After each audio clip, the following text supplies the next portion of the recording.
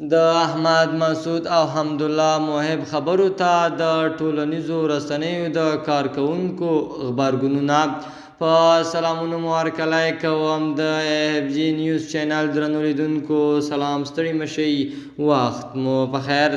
پام مو راګرځوم د دې ساعت تازه او مهم خبر ته، او په سر کې یادونه کوم ملګرو که مو چینل نوي سبسکرایب کړی د تازه او مهمو خبرونو لپاره در سره اف جی نیوز چینل په درنښت سره سبسکرایب کړئ.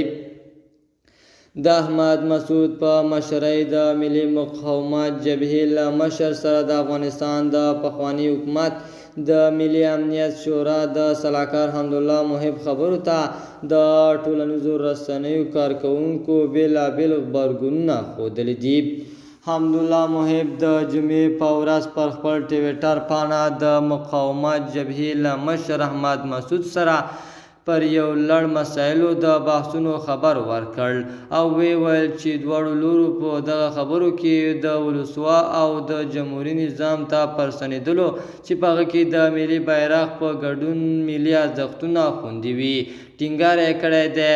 ښاغلي محب همدارنګه زیاته کړې چې هغوی همدارنګه ټینګار کړی چې د افغانستان د اوسني معضلې د هوایي لپاره د سیاسي اجماع ته اړتیا ده.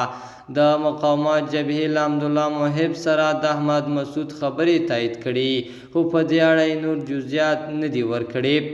پر همدې حال د ټولنیزو رسنیو ګډو کارکوونکو او د دواړو لورو پلویانو د دغه خبرو په اړه توند غبرګونونه ښودلي. د افغانستان د پخواني حکومت د کورنیو چارو وزارت ویان میرویس تانکزي په دې اړه پر خپل ټویټر پاڼه یوې تبصرې کې لیکلي: د تاسف ځای دا دی چې ښاغلی محب ولې خپل وخت له یو سیاسي ماشوم سره ضایع کوي.